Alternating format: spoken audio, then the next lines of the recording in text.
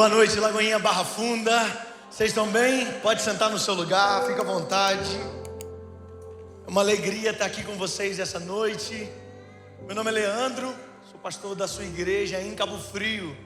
Então, o dia que você quiser curtir uma praia em Cabo Frio, você tem uma casa para chamar de sua lá. É uma alegria estar aqui essa noite.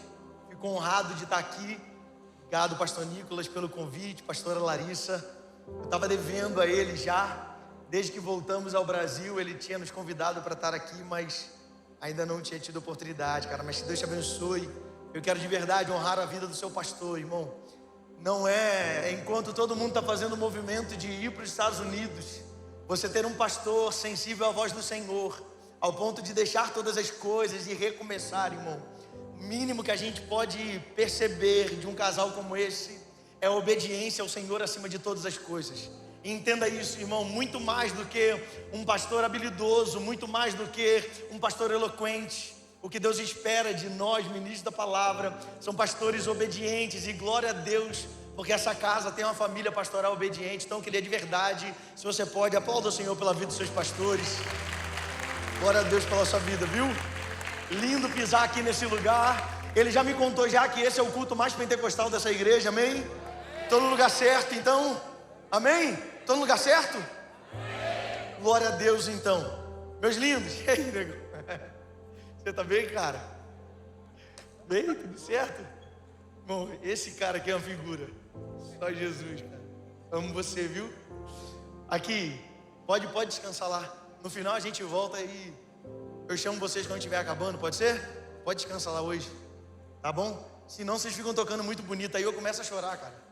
Você toca muito bonito, senão eu vou chorar aqui, aí eu não prego, viu? Mas pode descansar, no final eu chamo vocês e a gente quebra tudo junto, fechou? Mas quiserem ficar sentado aí também, pode ficar. Amém? Vamos junto então?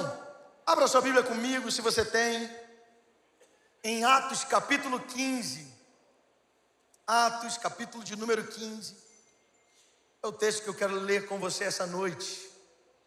Estamos vivendo como Lagoinha global ao redor todo o globo, literalmente. Hoje a sua igreja está em todos os continentes do mundo. Então essa não é uma palavra profética somente para o estado de São Paulo, não é uma palavra profética somente para a região do Rio de Janeiro, mas para todo o globo. Nós estamos debaixo do ano da aliança do Senhor, amém? E estar debaixo do ano da aliança, irmão, a gente precisa entender o significado disso. Quando nós estudamos a palavra de Deus, nós vamos ver que aliança não é uma palavra bonita sobre a qual a gente fala ou a Bíblia aborda. A verdade é que à medida que a gente estuda a palavra de Deus, a gente descobre um Deus que se move por meio de alianças. Deus, desde o começo, se move por meio das alianças. E à medida que nós vamos entendendo as alianças do Senhor, nós vamos entendendo também o agir de Deus. Então entender de aliança não é entender sobre um conceito teológico, mas é entender a forma como Deus atua na história. Nós vamos ver que Deus, desde o começo, desde Gênesis capítulo 3, Deus estabelece a primeira aliança com o povo. Aliança essa que nós chamamos de aliança adâmica. A primeira aliança que Deus estabelece com o homem é a aliança adâmica. Logo depois que o homem cai, o homem peca, então Deus estabelece ali com ele uma aliança de restauração, de recomeço, uma aliança onde o Senhor promete que abençoaria a terra apesar do pecado do homem. É nessa aliança que Deus já promete a vinda do Filho de Deus, o nascimento virginal de Jesus. Tudo isso está desde essa primeira aliança. Os anos se passam, Deus estabelece a segunda aliança, a aliança com Noé. Depois passa-se um tempo, Deus estabelece a aliança com Abraão, a aliança davídica, e então até a nova aliança, é a aliança que nós estamos. E entender de aliança é entender também que assim como todas as vezes que nós pensamos em aliança, nós pensamos em dois anéis que são diferentes, distintos entre si, mas geralmente quando falamos de aliança, eles estão sempre entrelaçados. Pastor, por que isso é importante? Porque isso mostra para mim e para você que a aliança não é algo, não é um ciclo fechado em si e que não está interligado uma com as outras. Ou seja, quando a gente olha, por exemplo, para a aliança adâmica, a primeira aliança feita ainda no jardim, a gente já vai ver a sombra, o anúncio daquilo que viria na nova aliança. Ou seja, mesmo na primeira aliança que Deus faz, ela está intimamente ligada com a aliança que nós vivemos hoje com Deus. Então entenda isso, irmão. Todas as vezes que nós falamos de aliança, a gente vai ver que as alianças do Senhor estão divididas em dois grupos. Aquilo que nós chamamos de alianças unilaterais e aquilo que nós chamamos de alianças onde existe uma expectativa de Deus de uma resposta nossa. Ou seja, existe uma ideia de que Deus espera de nós uma resposta. Essa resposta não é uma resposta condicional. Eu gosto sempre de deixar isso claro quando a gente fala de aliança, para que você possa entender. Aliança com Deus, mesmo que seja uma aliança bilateral, ou seja, alianças que Ele promete algo ao seu povo e espera algo dele, não significa que Deus coloca a fidelidade dele à aliança no mesmo patamar que a nossa fidelidade. Entenda isso. Deus estabelece aliança, e o que Ele está dizendo é: ainda que você seja infiel a essa aliança, eu permanecerei fiel. O que eu estou te dando a oportunidade nessa aliança é de responder à minha fidelidade. Ou seja, todas as vezes que Deus estabelece uma aliança com o povo, Ele está dizendo: isso é o que eu vou fazer, isso é o que eu estou prometendo, isso é algo que, independente de variáveis, do agir de Satanás, da sua obediência ou não, é isso que vai acontecer, independente da sua parte. Ou seja, quando Deus estabelece uma aliança com a gente, o que Ele está dizendo é o seguinte: eu permanecerei fiel, mas estou deixando clara a minha aliança, para que você possa então responder a ela também. Então, uma aliança, irmão, entenda isso em nome de Jesus. Aliança não é Deus prometendo algumas coisas e só nos dando se nós cumprimos a nossa parte. Aliança é a ideia de casamento. Ainda que uma das partes possa ser infiel, um casamento sempre permanece, é restaurado, porque tem uma parte que decidiu permanecer fiel. E ainda que alguém decida sair dessa aliança, o outro lado permanece fiel a essa aliança. Essa é a ideia de fidelidade. Essa também é a ideia de fé. Então, quando nós vemos que a nossa vida é uma vida movida por fé, e que sem fé é impossível agradar a Deus, a ideia de fidelidade e a ideia de fé é a mesma. As duas derivam da mesma palavra, as duas derivam da mesma ideia. Ou seja, é impossível agirmos em fé se não temos convicção da fidelidade de quem está do outro lado. Ou seja, a fé pressupõe também essa fidelidade, e podemos ser fiéis e agir em fé, porque o outro lado é fiel. Ou seja, todo passo de fé não é um passo, irmão, ao acaso. É um passo indo em direção àquele que é fiel. E por isso podemos agir em fé. Logo, fé não é você caminhar, decidir fazer, sem ter certeza de quem está do outro lado. Fé é exatamente sabendo quem está do outro lado, eu posso então me mover, ainda que aquilo que momentaneamente aparece possa ser imprevisível. Por isso a fé, ela é maior do que as imprevisibilidades da vida. Sabe por que ele está dizendo isso? Para que eu e você nós possamos entender aquilo que nós vamos ler hoje. Porque entender de aliança, entender de fé, é entender que a aliança de Deus conosco, ela não traz para nós somente benefícios em vida, mas ela também traz para nós benefícios. A partir de nós, outras pessoas serão abençoadas. Pastor, o que você está querendo deixar claro é que o seu passo de fé, irmão, entenda isso em nome de Jesus, não abençoa só você. O seu passo de fé não envolve só você e a sua vida. O seu passo de fé envolve você e a sua descendência, os seus filhos e os filhos dos seus filhos.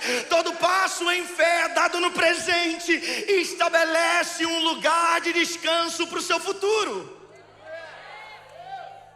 É assim que funciona a ideia de fé, de aliança com Deus. Por isso, Atos capítulo 15, do verso 13 ao verso 18, a palavra de Deus diz assim: Quando terminaram de falar, Tiago tomou a palavra e disse: irmãos, ouçam-me.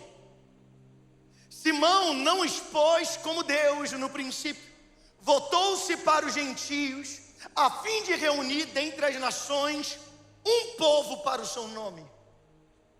Concordam com isso as palavras dos profetas, conforme está escrito: depois disso, voltarei e reconstruirei a tenda caída de Davi, reedificarei as suas ruínas e a restaurarei, para que o restante dos homens busque o Senhor, e todos os gentios sobre os quais tem sido invocado o meu nome, diz o Senhor, que faz todas as coisas.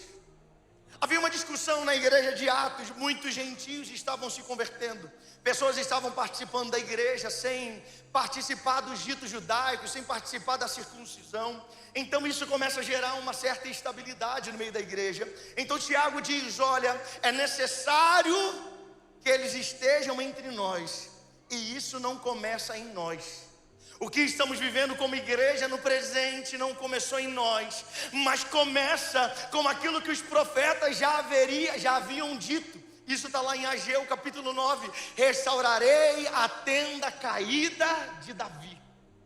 Ou seja, a tenda que Davi havia estabelecido no Antigo Testamento agora está sendo restaurada no Novo. A resposta que a igreja de hoje precisa está pautada numa aliança estabelecida no passado. Ou seja, alguém decidiu viver a sua vida para que a revelação que tem de Deus não pare em si, mas possa ser uma resposta para a dúvida do futuro. Aqueles que decidiram, irmão, estabelecer com Deus aliança no presente, estão gerando realidades no seu futuro, e por isso não são esquecidos, e por isso não são abandonados, e por isso tem certeza que as obras das suas mãos não param em si. Em Lagoinha Barra Funda, em nome de Jesus, eu quero te lembrar, no ano de 2025, é Deus lembrando para mim e para você: alianças feitas diante da minha presença serão resposta no presente, mas também segurança no futuro de vocês. Davi, sem dúvida alguma, é o maior rei que Israel experimenta. Davi, sem dúvida alguma, é conhecido como o rei que mais enfrentou batalhas à frente do povo de Israel. Quando a gente lê a história de Davi, nós vamos ver que Davi, durante todos os seus anos de reinado, ele não passou um ano sequer sem lutar. A Bíblia vai narrar que em um ano do reinado de Davi, ele chegou a enfrentar 9 guerras, irmão. Davi foi o rei mais vitorioso da vida de Israel, do povo de Israel. Davi é o rei que mais enfrentou batalhas, o rei mais vitorioso, o rei que mais expandiu o alcance da mensagem do Evangelho. Mas o que me chama a atenção de Davi não são só os seus resultados. O que me chama a atenção na vida de Davi é que Davi, após ser empossado como rei, ele tem o seu primeiro ditado, ou tem a sua primeira direção como rei para todo o povo. Imagina, você está esperando a transição de um rei que Deus enviou, que Deus colocou, depois de um tempo de muito deserto, depois de um tempo de um rei, de uma temporada onde não é possível ver ao agir de Deus em seu favor. De repente, então, um rei assume, e esse rei é o rei que Deus levanta. Davi, na sua primeira atitude como rei, ele tem uma direção clara para o povo: tragam de volta a Arca da Aliança. A primeira atitude de Davi é: eu não posso tomar decisões sem a arca, eu não posso legislar sem a arca, eu não tenho autoridade sem a arca. Pastor, que história é essa de arca? A arca era a representação da presença de Deus no meio do povo. O que Davi está dizendo é: eu não tenho como começar a governar, a tomar decisões, a desenhar a minha vida sem a presença de Deus. O que Davi está fazendo não é dizer: olha, eu vou colocar a presença de Deus na frente de tudo e não quero saber das minhas responsabilidades. Não, não. Davi é alguém que olha para o tamanho que tem, para quem é, para as realidades que estão sobre ele. Então ele começa a dizer: para o tamanho da responsabilidade que eu tenho, eu não posso fazer sem a presença. Davi não é alguém que está terceirizando responsabilidade. Davi não é alguém que está colocando a responsabilidade das decisões do seu reino, as guerras do seu reino, simplesmente jogando no colo de Deus, mas é alguém que está dizendo: diante de tudo aquilo que eu tenho para fazer, eu preciso da presença. Pastor, por que isso é importante? Porque hoje em nosso meio, irmão, falar de presença de Deus é quase como se falar de uma terceirização. Falar daquilo que representa a presença de Deus, hoje no nosso tempo, a presença do Espírito Santo é quase que uma terceirização das nossas responsabilidades. Não sabemos o que fazer, não, Deus vai na frente, pastor, Deus vai saber. Vivemos um tempo onde tudo aquilo que para nós exige um pouco mais de entendimento, um pouco mais de fé, a gente terceiriza. Não, pastor, sabe o que é? É que eu não estou dando tempo para poder cuidar bem dos meus filhos, mas o Espírito Santo vai dar um jeito. Sabe o que é, pastor? Que eu não me preparei bem para o mercado de trabalho, mas olha, eu vou conseguir essa vaga, porque o Espírito Santo vai na frente. Davi não está fazendo isso. Davi está depois daquilo que recebeu do Senhor, a partir das responsabilidades que tem, a partir da realidade que o cerca, ele diz: tudo aquilo que eu tenho só pode crescer, só pode virar vitória se Deus estiver comigo. Em Lagoinha, Barra Funda, em nome de Jesus, eu quero declarar sobre a sua vida tudo aquilo que já está sobre você, tudo aquilo que Deus já colocou ao seu cuidado. O que você precisa não é mudar de cidade, não é mudar de emprego, não é mudar sua realidade, é clamar pela presença e fazer a presença estar junto de você.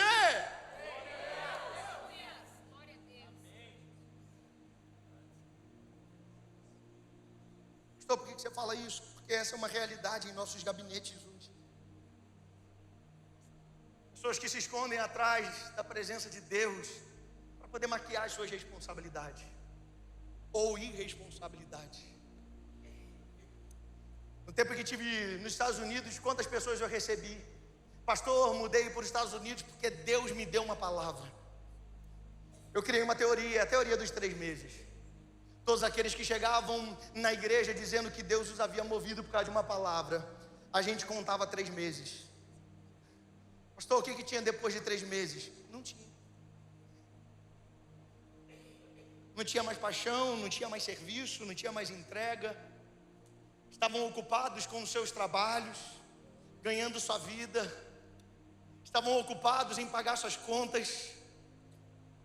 É gente que coloca a presença de Deus como uma imunidade para as suas responsabilidades.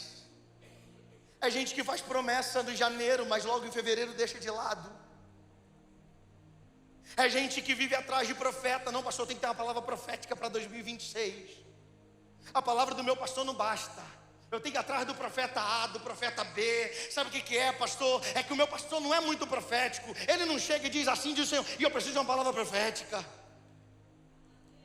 Irmão, a nossa geração não precisa de palavra profética, irmão. Ou se você acha que precisa de uma palavra profética, eu vou te dar uma dica muito boa.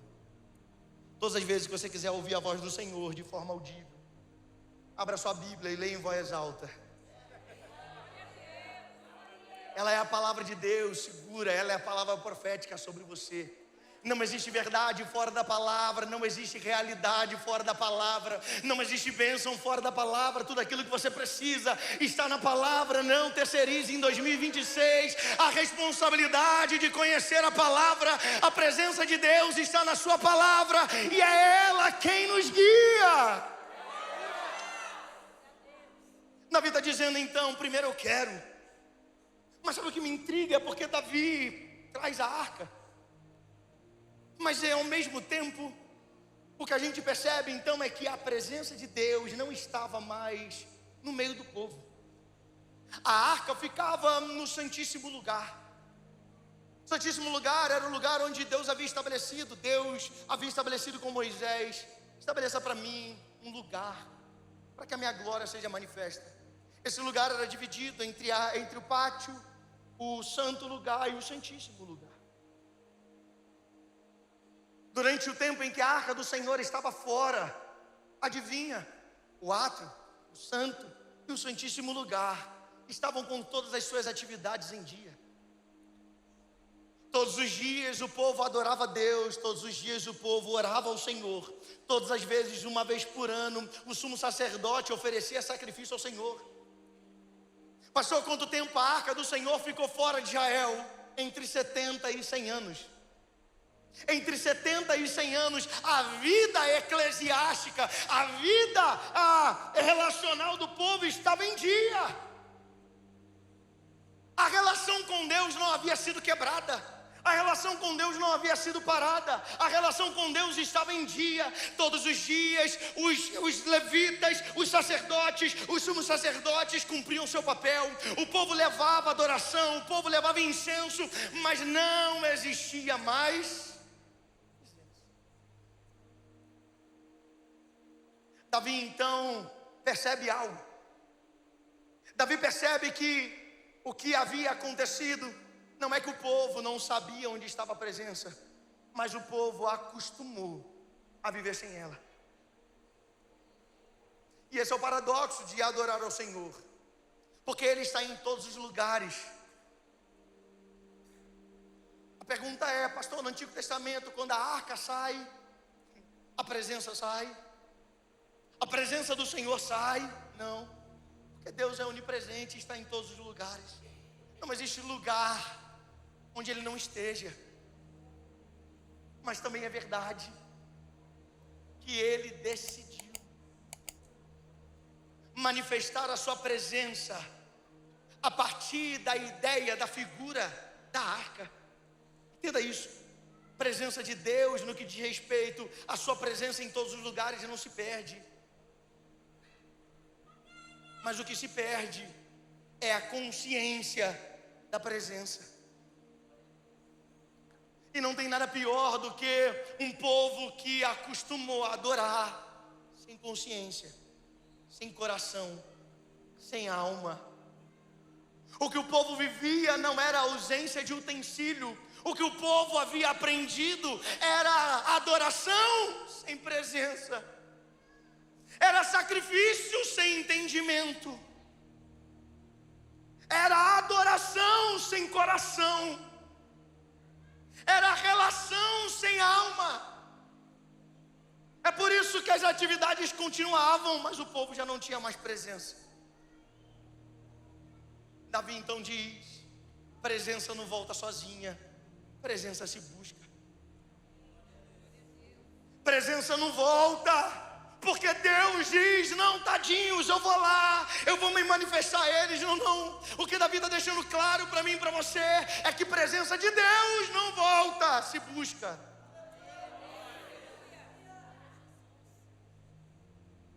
Tem gente que sente saudade da presença, mas não vai mais onde ia, não faz mais o que fazia, e acha que a presença vai voltar. Tem gente que acha que o tempo passou, a idade chegou, a sede passou, pastor. Já fui, já fiz, já quis. Estou pedindo a Deus para que a presença venha. Presença não volta, presença se busca. Davi então diz: vamos buscar a presença. Da primeira vez, Davi tenta buscar a presença e não consulta a palavra. Desde o Antigo Testamento, irmão, não existe presença sem revelação de palavra. Não existe presença sem consultar a palavra. Esse é o problema da nossa geração. Estamos aceitando qualquer coisa que pareça com sacrifício e com culto, ainda que não tenha palavra.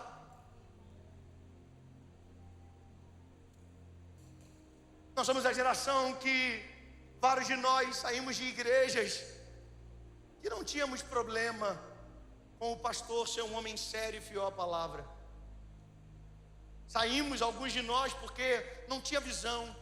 Então fomos para a church, para a parede preta, porque lá é empolgado. Mas o reflexo da nossa geração é um povo que ficou machucado, se feriu, se deixou ser dominado, e começou a perceber que estava em lugares que tinha fumaça, som, iluminação, mas não tinha mais presença, não tinha mais palavra. A liderança não caminhava mais pela palavra. E tudo aquilo que é movido, irmão, com boa intenção, mas sem palavra, gera morte. Quando Davi vai a primeira vez, o boi tropeça, a arca cai, Uzá tenta segurar. Uzá significa a força do braço. É gente que acostumou a fazer igreja, a fazer ministério, servir ao Senhor pela força do braço. É gente assim que morre. Pastor, eu estou frio na fé, pastor. Pastor, eu estou precisando de um renovo. Pastor, eu estou magoado, não quero servir, quero ficar quietinho. Você não cansou, irmão. Você só acostumou a fazer culto sem presença. Você só acostumou a tomar direção sem palavra. Davi então deixa a presença, volta para sua casa e começa a ver que a presença de Deus na casa de quem honra a palavra prospera. Então ele volta, mas agora ele lê a palavra e faz como a palavra manda. Davi então traz a presença. Quando a presença chega no meio do povo de Deus, o que todo mundo esperava era o quê? Que Davi colocasse a arca do Senhor de volta no tabernáculo. Afinal de contas, lá era o lugar da adoração, lá é o lugar que Deus havia pedido para que a arca tivesse. Mas diferente do que todo mundo imaginava, Davi não leva a arca para o tabernáculo.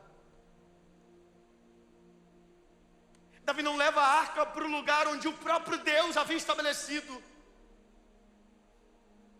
Davi agora manda construir uma arca, uma tenda. E ele diz: a presença não fica mais lá, a presença vai estar aqui.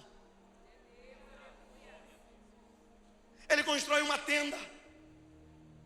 Enquanto no lugar do tabernáculo havia o pátio, o lugar onde todos poderiam ir. O santo lugar, o lugar onde os sacerdotes iam, e o santíssimo lugar onde somente o sumo sacerdote podia entrar uma vez por ano, correndo risco de voltar sem vida se Deus não aceitasse a sua adoração. Davi agora transforma essa tenda num santo lugar, coloca a arca no meio e convida todo o povo para vir adorar a presença de Deus. A presença que antes estava reservada para alguns, agora está no meio do povo. A ideia do tabernáculo era: o povo ia e via o levita tocando, manipulando as coisas, o sacerdote servindo a casa, o sumo sacerdote entregando a adoração. Não sei se isso parece um pouco com aquilo que talvez você possa estar vivendo hoje. Gente que vai ao tabernáculo para ver os outros trabalhar. É gente que vai para a igreja para ver se o louvor foi bom. Deixa eu ver como é que os levitas cantam dessa casa. Deixa eu ver como é que os sacerdotes servem à mesa. Deixa eu ver como é que os sumos sacerdotes fazem. É gente que tornou o lugar da adoração em lugar de espectador. Vou ao lugar da presença, mas não vou para me envolver, eu vou para ver como eles fazem. Davi diz: acabou esse tempo. Não vamos mais ao lugar do Senhor para ser espectadores. Vamos para entregar a nossa adoração. Não vamos mais como quem quer expectar alguma coisa. Mas eu vou. E quando eu for, a única coisa que eu tenho para fazer diante da presença é entregar alguma coisa. A ideia de culto, irmão, a ideia de adoração é entrega. A palavra culto, a palavra adoração é exatamente entrega. Culto não é o lugar onde eu vou para receber. Culto não é o lugar onde eu vou para assistir. Culto é o lugar onde eu vou para ter certeza que tudo aquilo que precisava ficar, ficou. Tudo aquilo que eu precisava entregar, eu entreguei. Tudo aquilo que eu precisava adorar, eu adorei. Davi agora então estabelece uma tenda, chama todos para adorarem. Davi leva essa história tão a sério que ele contrata 4.000 músicos, 280 cantores.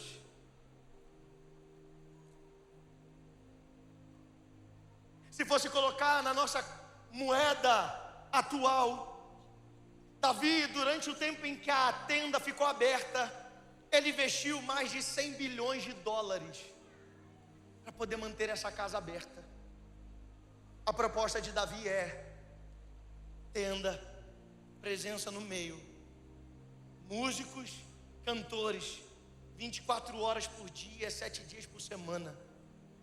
A ideia é poder começar a trazer para o povo a consciência de uma adoração que não para, uma adoração que não encerra, uma relação que não tem um horário. Todas as vezes que eu senti saudade da presença, eu posso me achegar a ela. Nunca me achego sozinho, sempre tem gente junto comigo. Enquanto reis, enquanto presidentes, enquanto homens relacionados à sua parte militar, assim como hoje temos Estados Unidos, China, Coreia do Norte, reis que investem a maior parte das suas finanças para fortalecer os seus exércitos. Davi, o homem que mais venceu batalha, investe os seus recursos para que a presença seja reverenciada. Davi, o homem que mais venceu batalhas, não investe tudo que tem nas armas que precisa, mas investe tudo que pode na adoração que não pode parar. A pergunta que gera no meu coração e talvez possa ter gerado no seu, ao gente entender isso, é como pode Davi ter desobedecido ao Senhor e Deus querer restaurar aquilo que inicialmente ou de forma leviana, ao lermos rápido, pode revelar alguém que não está disposto a obedecer o Senhor. A tenda de Davi, mencionada em Atos capítulo 15, é a tenda que Davi estabelece, aparentemente em desobediência a Deus, contrária à direção de Deus. Como pode Deus abençoar algo assim? Davi é conhecido por todos nós como um homem segundo o coração de Deus. Eu gosto daquilo que a Bíblia vai definir alguns personagens. 2 deles me chamam muita atenção. O primeiro deles é Abraão. A Bíblia vai dizer que Abraão era amigo de Deus. A Bíblia vai mostrar que Abraão andou com Deus. A Bíblia vai dizer que Abraão, em Hebreus capítulo 11, vai dizer que Abraão, em obediência ao Senhor, entregou Isaac, crendo que se necessário fosse, Deus ressuscitaria Isaac. Mas de onde o autor de Hebreus tirou essa ideia? Se ao ler Gênesis, não tem menção alguma de ressurreição. Se ao ler Gênesis, a gente não tem menção alguma de Abraão dizendo: eu vou lá entregar, porque eu creio que Deus pode ressuscitar. A Bíblia diz que Abraão é amigo de Deus. E para amigo a gente conta coisa que não conta para todo mundo. Para amigo a gente revela coisas que não revela para todo mundo. É por isso eu não passei, mas se puder colocar Gálatas capítulo 3, coloca para mim. Não estava no script, mas eu lembrei. Gálatas capítulo 3, do verso 6 ao verso 9. Pastor, de onde é que o autor de Hebreus diz? Porque o autor de Hebreus diz que Abraão cria em ressurreição, se até aquele momento o conceito, a ideia de ressurreição nem ao menos havia sido mencionada. É por isso, irmão, que você nunca pode ler a Bíblia em partes. A Bíblia precisa ser compreendida no todo. Gálatas capítulo 3, verso 6 em diante, vai dizer assim: considere o exemplo de Abraão. Ele creu em Deus e isso lhe foi imputado, creditado como justiça. Estejam certos, porém, de que os que são da fé são filhos de Abraão. Tem alguém da fé aqui? Olha o que diz o verso 8: prevendo a Escritura que Deus justificaria os gentios pela fé, anunciou primeiro o quê? O que é as boas novas, irmão? Vamos lá. O que são as boas novas? O Evangelho. O que é o Evangelho? Vamos. O que é, gente? O que é as boas novas? Hã? A palavra? Você falou? A palavra. Jesus ressuscitado. Mas o quê? O que é o Evangelho? Vamos lá, vou te ajudar então. O que é o Evangelho, pastor? A história de um pai que deu um filho para morrer, ressuscitar e ele ser o primeiro de muitos. Faz sentido? Isso é o Evangelho. Se isso é Evangelho, o que Gálatas acabou de dizer é que, prevendo Deus que Abraão, nosso pai da fé, seria a porta de entrada para os gentios que somos nós, anunciou primeiro para ele o quê? O Evangelho. Um pai que deu um filho para morrer, ressuscitar e ser o primeiro de muitos.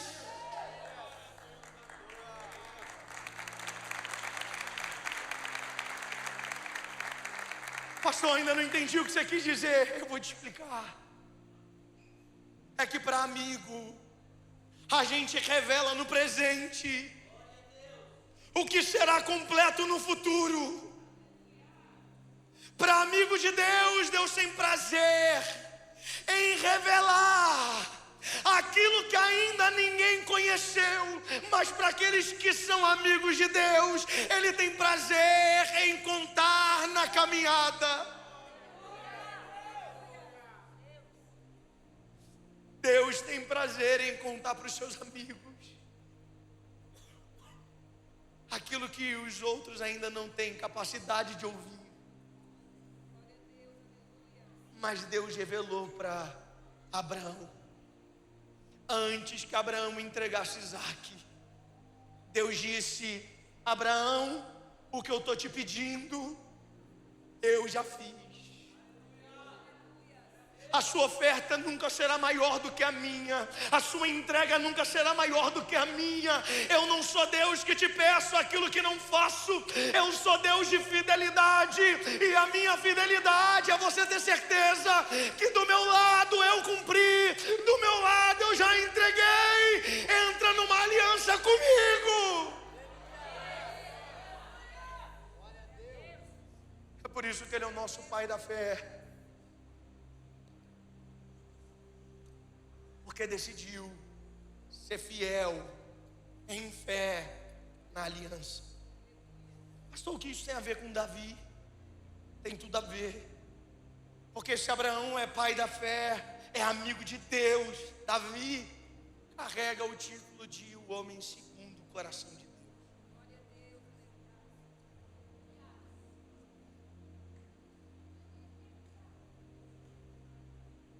Olha a cena. Davi, de repente, num ato de aparente desobediência ao Senhor, tem tanta revelação da presença essa que seria revelada no futuro, mas ele no seu presente decide fazer uma tenda, colocar a presença no meio e colocar a gente em volta adorando. Guarda bem essa cena. Se você tem sua Bíblia, abra comigo em Atos capítulo 4, louvor pode vir, eu termino. Atos capítulo 4. Se você tem sua Bíblia, abra comigo. Atos capítulo de número 4, do verso 1 em diante.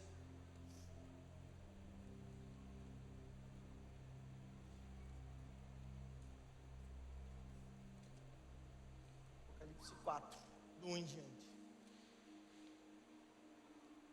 Enquanto Pedro e João falavam ao povo. Não, é Atos. Eu falei Atos? É Apocalipse, perdão.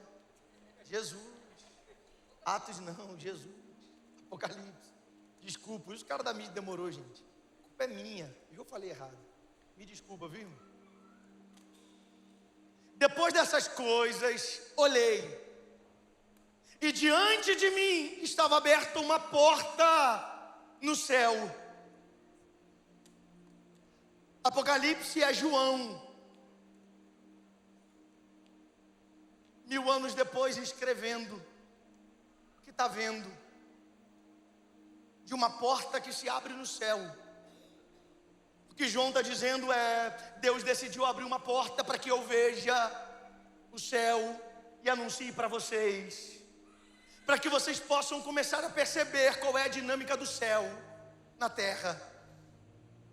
Apocalipse 4, então ele diz: depois dessas coisas, olhei, e diante de mim estava uma porta aberta no céu. A voz que eu tinha ouvido no princípio, falando comigo como trombeta, disse: suba para cá.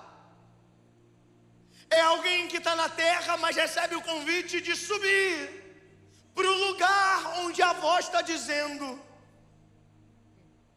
e mostrarei a você o que deve acontecer depois dessas coisas. Te mostrarei. Imediatamente me vi tomado pelo Espírito, e diante de mim estava um trono no céu, e nele estava sentado alguém. Aquele que estava sentado era de aspecto semelhante a jaspe e sardônio. Um arco-íris parecendo uma esmeralda circuncidava o trono, ao redor do qual estavam outros 24 tronos. E assentado neles havia 24 anciãos. Eles estavam vestidos de branco e na cabeça tinha coroas de ouro. Do trono saíam relâmpagos, vozes e trovões. Diante dele estavam acesos 7 lâmpadas de fogo, que são os 7 Espíritos de Deus. E diante do trono havia algo parecido com um mar de vidro, claro como cristal. No centro, ao redor do trono, havia 4 seres viventes cobertos de olhos, tanto na frente como atrás. O primeiro se parecia com um leão, o segundo parecia boi, o terceiro tinha rosto como de homem, o quarto parecia uma águia em voo. Cada um deles tinha 6 asas e era cheio de olhos, tanto ao redor como por baixo das asas, dia e noite, repetem sem cessar: Santo, Santo, Santo é o Senhor, o Deus Todo-Poderoso, que era, que é e há de vir. Apocalipse capítulo 4, João, num convite do céu, para ver o céu por dentro, tem uma visão. Tem alguém no meio. Ele é como um trovão, é como um raio, é como um relâmpago. Seres estão ao redor dele 24 horas por dia, 7 dias por semana, dizendo: Santo, Santo. Te lembra algo? Alguém no meio. Adoração em volta 24 horas por dia, 7 dias por semana. Davi é um homem segundo o coração de Deus. E no ano da aliança a gente precisa entender que para quem é segundo o coração de Deus, prioriza a presença antes das atividades. Entende quem é, a responsabilidade que tem e diz: eu até poderia fazer sozinho, mas preciso da presença. O que Davi tem como resposta de Deus é a oportunidade de ver o céu por dentro. Aquilo que João veria para escrever 1000 anos depois, Davi viu 1000 anos antes. Quem ama a presença vê o céu por dentro. Quem confia na aliança de Deus, no caráter de Deus, vê antes de todo mundo. Enquanto todo mundo está vivendo uma realidade de ficar passivo à presença, Davi vê o céu por dentro e diz: eu vou fazer na terra como é no céu. Eu vou fazer aquilo que Deus me revelou. Deus me mostrou o céu por dentro, e no céu eu não vou para expectar. No céu eu não vou para ser passivo. No céu eu vou ser ativo na minha entrega. O que Davi faz é o que Jesus nos convida. Vocês, quando forem orar, peçam para que seja feito na terra o que vocês já viram que é feito no céu. Ano de 2026, ano da aliança, Deus está dizendo sobre Lagoinha: eu estou disposto a mostrar o céu por dentro. Eu estou disposto a revelar aquilo que vai ser na eternidade. 2026, antes que as necessidades cheguem para os meus amigos, eu revelo o céu por dentro. Eu mostro a vocês resposta antes da dúvida. Eu dou a você direção antes de não saber para onde ir. 2026, confia em mim e eu te revelo o céu por dentro. Eu te mostro o céu por dentro. Eu revelo presença por dentro. Você vai conhecer de adoração. Chega de viver olhando a adoração. É tempo da gente mergulhar em adoração. Chega de vir ao culto para receber. O convite do Senhor para nós essa noite é: se entregue à minha presença, adore a minha presença, honre a minha presença. Eu estou no meio de vocês. Fica de pé no seu lugar, Lagoinha. Erga sua mão mais alto que você puder. Hoje não vou te pedir nada. Eu só quero levantar a minha voz pra te dizer que a tua graça já me basta. Eu só quero tua presença. Hoje não vou te pedir nada. Só quero levantar a minha voz pra te dizer que a tua graça já me declare isso. Eu não quero. Eu não quero mais sair daqui. Eu não quero mais sair daqui. Eu não quero mais sair daqui. Me deixa morar. Eu não quero mais sair daqui. Eu não quero mais sair daqui. Eu não quero mais sair daqui. Me deixa morar. Aí onde você está, feche seus olhos. Eu quero orar com você. Eu quero orar por você que entendeu essa mensagem hoje do Senhor ao seu coração. A mensagem do Senhor é clara para você. Não importa se você assumiu um reinado grande sem saber ser rei. Não importa se talvez você olhe para a sua condição e diga: eu não estava preparado para viver isso. Eu não estava preparado para ser pai, para ser mãe. Deus muda a minha sorte. Talvez você está olhando para a situação em que Deus te colocou. Você está olhando para o seu trabalho e está dizendo: Deus, eu não merecia estar aqui. Não era para eu estar aqui, me tira daqui. Talvez você começou 2026 com os mesmos pensamentos de 2025. Parece que o ano virou, mas nada mudou. Parece que de novo você está atrás de uma promessa que nunca acontece, está atrás de uma cadeira que nunca chega, uma vaga de emprego que nunca abre. Parece que você está vivendo a sua vida esperando 2020, 21, 22, 23, 24, 25, 26, e você está esperando o dia da virada, o dia que as coisas vão acontecer. Eu vim aqui essa noite só para te lembrar: o que você precisa é da presença. As lutas são inevitáveis. As lutas são inevitáveis. Você não vai saber tudo o que fazer. Você não vai saber exatamente qual a decisão que tomar.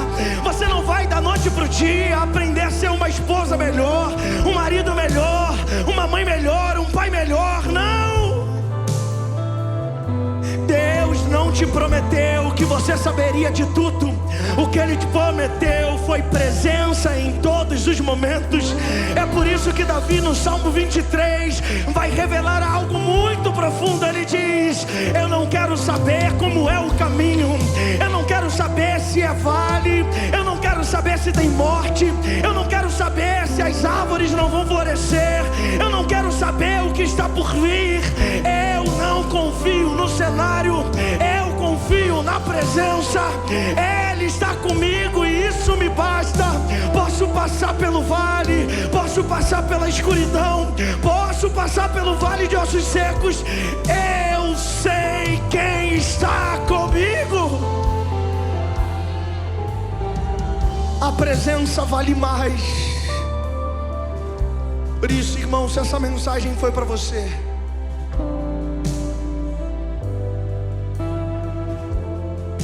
você entendeu que 2026 é ano de entrar em aliança com o Senhor, e que Ele é fiel para te sustentar no meio dos vales, para te sustentar no meio dos vales de sombra e de morte. Eu não vou pedir para você levantar sua mão, não. Vou pedir para você sair correndo e se ajoelhar aqui no altar do Senhor. Se você entende, irmão, que 2026 você não vai mais correr atrás de uma mudança. Você entendeu hoje que o que você precisa não é Deus mudar o seu cenário, é você trazer presença de volta. O segredo do reinado de Davi é a presença. É por isso que quando ele erra, ele diz: me tira tudo, mas não tira a presença. Eu posso perder o reinado, eu posso perder a minha cadeira, eu posso perder as minhas autoridades, mas eu não posso perder presença. Eu já entendi. Portas se abrem, se fecham, pessoas nascem, pessoas morrem, oportunidades vêm e vão, mas o que não pode desaparecer da minha vida é a sua presença, Deus. Em 2026 eu entro em uma aliança com o Senhor.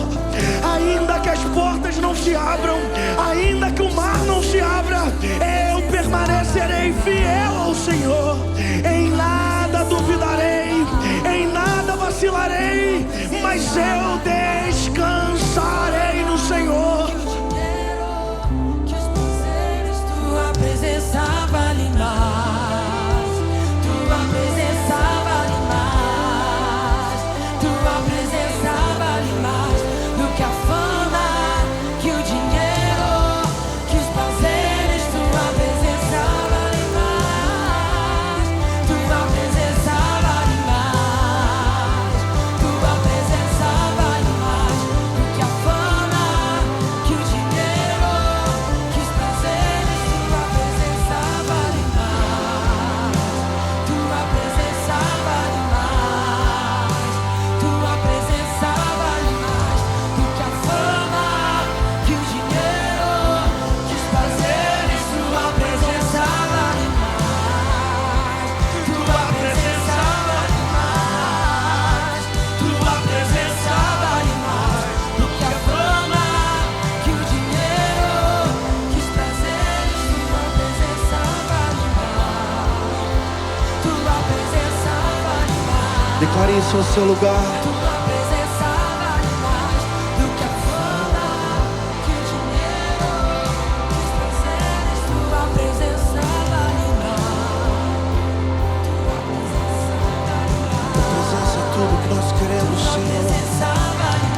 presença, Senhor, é tudo que nós queremos.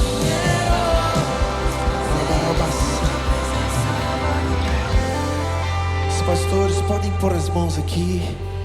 Estende suas mãos, vamos orar. Senhor, obrigado, Pai. Obrigado pela Tua presença nesse lugar, Senhor. Obrigado, Senhor, porque temos uma aliança contigo. Senhor, nada importa senão a Tua presença. Senhor, nós cremos, Pai, que a Tua presença é aquilo que temos de mais importante. Obrigado, Senhor, porque a Tua presença é real nesse lugar. Nós nos rendemos a Ti, Senhor. Nos rendemos a essa presença gloriosa, Pai. Senhor, não permita que nada roube de nós a Tua presença.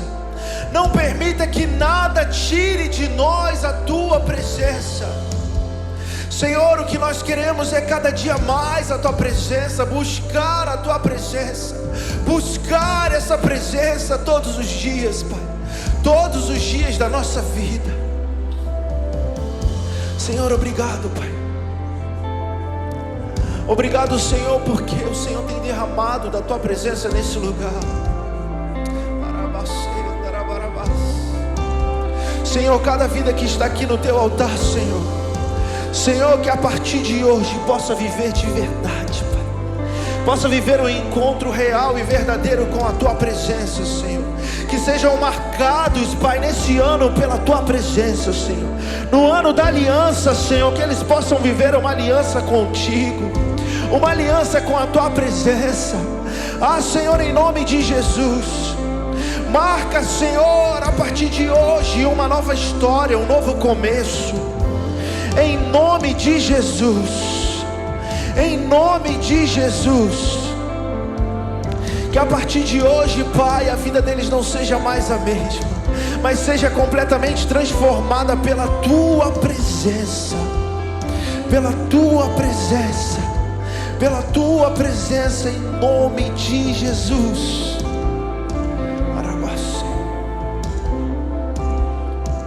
Se você está aí no seu lugar e você entende que essa noite é o dia de você entregar a sua vida ao Senhor, ou de você se reconciliar com o Senhor. Se você está aí no seu lugar e você está dizendo: eu quero viver essa aliança, eu quero esse Jesus como meu Salvador, como meu Senhor. Se você está aí no seu lugar e você ainda não veio aqui na frente, sai do seu lugar, deixa a gente orar por você. Não vai embora sem fazer essa aliança com Ele. Não vai embora sem reconciliar com Ele. Talvez em algum momento essa aliança se rompeu, se quebrou, mas você está dizendo: esse é o dia de eu renovar a minha aliança com Ele. Esse é o dia de eu me entregar por completo a Ele. Nós temos ainda alguns minutos. Se é você, sai do teu lugar, vem aqui na frente, a gente vai orar. A gente vai orar por você. Cadê você? Sai do seu lugar.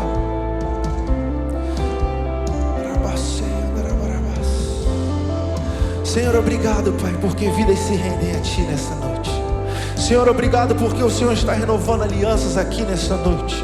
Obrigado, Senhor, porque tem vidas se rendendo a Ti aqui no Teu altar essa noite, Pai. Senhor, sela essa aliança com o Teu sangue, Pai. Senhor, Tu és um Deus que perdoa pecados, Pai. Nós te pedimos: perdoa os pecados dos Teus filhos.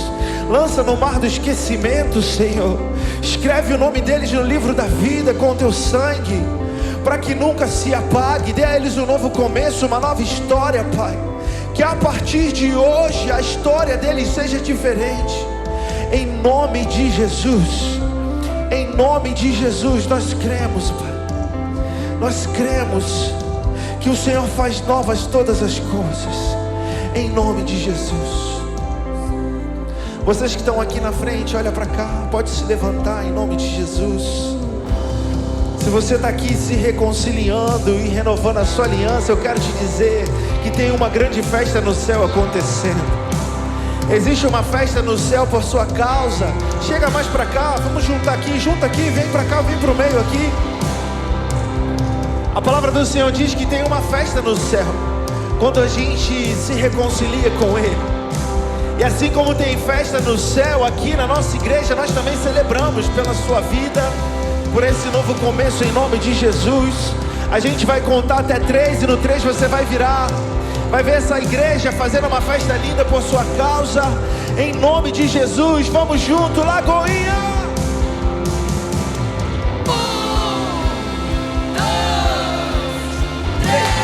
Pode virar, seja bem-vindo! Obrigado por assistir esse vídeo até o final. Se essa mensagem falou com você, não esqueça de deixar o seu like no vídeo, de se inscrever no canal e de compartilhar com pelo menos 10 amigos. A gente deixou aqui do lado algumas sugestões também que podem edificar a sua vida. Muito obrigado, Deus abençoe e até o próximo vídeo.